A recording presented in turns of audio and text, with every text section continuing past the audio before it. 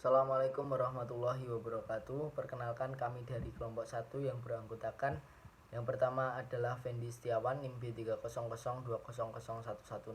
Yang kedua adalah Syifa Arifatul M NIM B300200323. Dan yang terakhir adalah saya Hasbi Fajar Qadri NIM B300210042. Kami akan mempresentasikan terkait pengaruh amanah, sholat, dan ibadah dalam menghadapi ujian.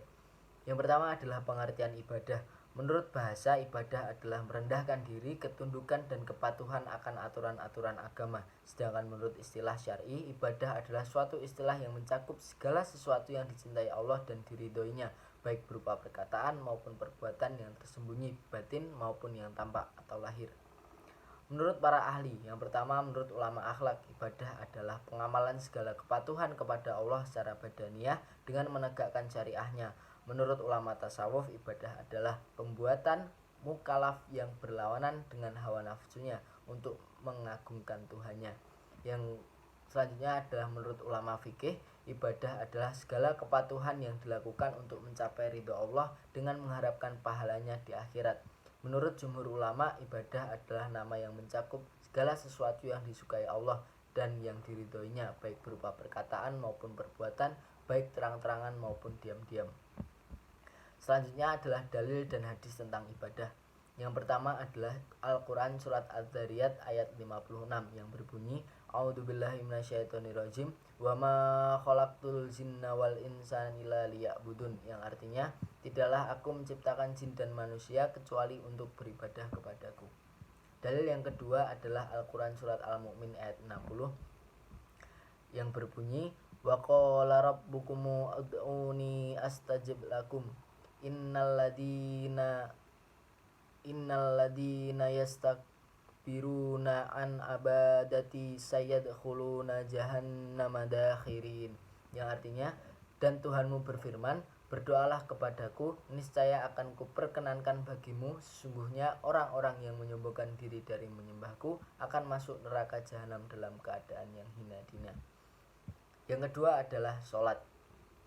Menurut bahasa, sholat artinya adalah berdoa, sedangkan menurut istilah, sholat adalah sesuatu perbuatan serta perkataan yang dimulai dari takbir dan diakhiri dengan salam sesuai dengan persyaratan yang ada.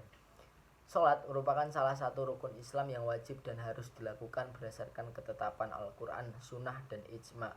Nabi Muhammad SAW secara langsung yang diperintahkan oleh Allah dari Sidratul Muntaha sewaktu Isra Mi'raj. Menurut para ahli, menurut Imam Syafi'i, sholat adalah ibadah yang diwajibkan oleh Allah Subhanahu wa Ta'ala kepada setiap muslim yang mukallaf, yang terdiri dari rangkaian ucapan dan perbuatan yang diawali dengan takbir dan diakhiri dengan salam. Menurut Imam Malik, sholat adalah ibadah yang terdiri dari ucapan dan perbuatan yang diawali dengan takbir dan diakhiri dengan salam, yang tujuannya adalah untuk mendekatkan diri kepada Allah Subhanahu wa Ta'ala. Menurut Imam Abu Hanifah, sholat adalah ibadah yang terdiri dari ucapan dan perbuatan yang diawali dengan takbir dan diakhiri dengan salam, yang tujuannya adalah untuk mengagungkan Allah Subhanahu wa Ta'ala. Selanjutnya adalah dalil dan hadis tentang sholat. Yang pertama adalah Al-Quran Surat Al-Baqarah ayat 43 yang berbunyi, A'udzubillahi minasyaitonirrajim, wa aqimus sholata wa atuz zakata warka'u ma'ar raki'in, yang artinya, dan dirikanlah sholat dan keluarkanlah zakat dan tunduklah ruku bersama orang-orang yang ruku. Yang kedua adalah Al-Quran Surat Al-Ankabut ayat 45, wa aqimis sholata inna sholata tanha anil fasya'i wal munkar, yang artinya, kerjakanlah sholat, sesungguhnya sholat itu mencegah perbuatan yang keji dan mungkar. Al-Quran Surat Al-Ankabut ayat 45. Kemudian adalah amanah. Amanah artinya suatu titipan yang benar-benar harus dijaga dan tidak boleh diingkari. Terlebih amanah yang diberikan Allah Subhanahu wa Ta'ala kepada manusia, yakni tugas keagamaan. Allah Subhanahu wa Ta'ala memberikan amanah keagamaan seperti dalam rukun Islam agar bisa dilaksanakan oleh hamba-hambanya. Amanah menurut para ahli, yang pertama menurut Ibnu Katsir, amanah adalah segala sesuatu yang dipertanggungjawabkan kepada seseorang, baik berupa harta, pekerjaan, atau tanggung jawab. Menurut Al-Ghazali, amanah adalah sesuatu yang dipercayakan kepada seseorang untuk menjaganya dan tidak menyalahgunakannya. Menurut Hamka, amanah adalah sesuatu yang dipercayakan kepada seseorang untuk dipertanggungjawabkan sesuai dengan ketentuan yang berlaku. Kemudian adalah dalil dan hadis tentang amanah. Rasulullah Shallallahu Alaihi Wasallam bersabda dalam hadisnya yang diriwayatkan dari Anas bin Malik radhiyallahu anhu, la yamana liman la amanata lahu waladina liman la ahdalah, yang artinya tidak sempurna keimanan bagi orang yang tidak amanah dan tidak sempurna agama seorang bagi yang tidak memenuhi janji. Hadis riwayat Ahmad. Indikator ibadah meliputi seseorang yang selalu melakukan sholat 5 waktu dengan khusyuk dan penuh penghayatan, kemudian memberi bantuan kepada orang yang membutuhkan tanpa pamrih, selalu menghindari melakukan sesuatu yang menyakiti orang lain, dan selalu memenuhi janjinya kepada orang lain. Kemudian indikator sholat yang pertama adalah seseorang yang selalu melakukan sholat 5 waktu tepat waktu dengan khusyuk, selalu mempertahankan adab dan sopan santun, dan selalu berusaha untuk meningkatkan kualitas sholatnya. Kemudian indikator amanah, dapat dipercaya dalam menjaga kepercayaan, menjalankan tanggung jawabnya dan menghormati kepercayaan orang lain, kejujuran dalam bertransaksi, dapat menjaga rahasia, memenuhi janji, dan tidak menyalahgunakan kepercayaan yang diberikan kepadanya.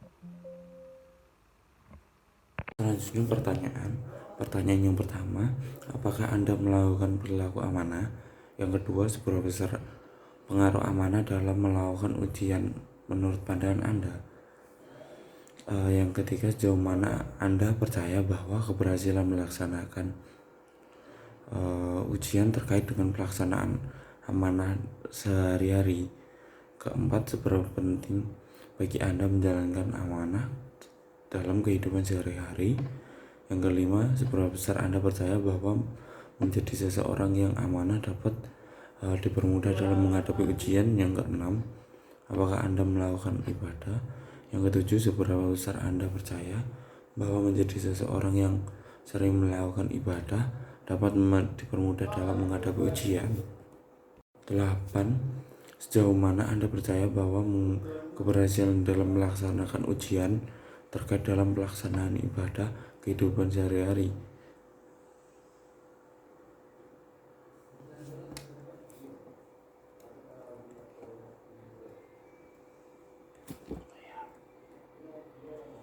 Jawaban, sebanyak 96% mahasiswa dari 21 kuesioner percaya bahwa sholat, amanah, dan ibadah dapat mempermudah dalam menghadapi ujian.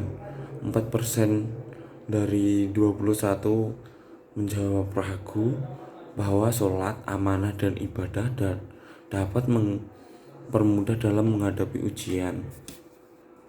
Kesimpulannya, berdasarkan uraian di atas, dapat disimpulkan bahwa sholat, amanah, dan ibadah dapat memiliki pengaruh yang positif dalam menghadapi ujian. Oleh karena itu, Muslim hendaknya senantiasa menjaga sholat, amanah, dan ibadah agar dapat menghadapi ujian dengan baik. Sekian presentasi dari kelompok kami. Apabila ada salah kata mohon dimaafkan. Wassalamualaikum warahmatullahi wabarakatuh.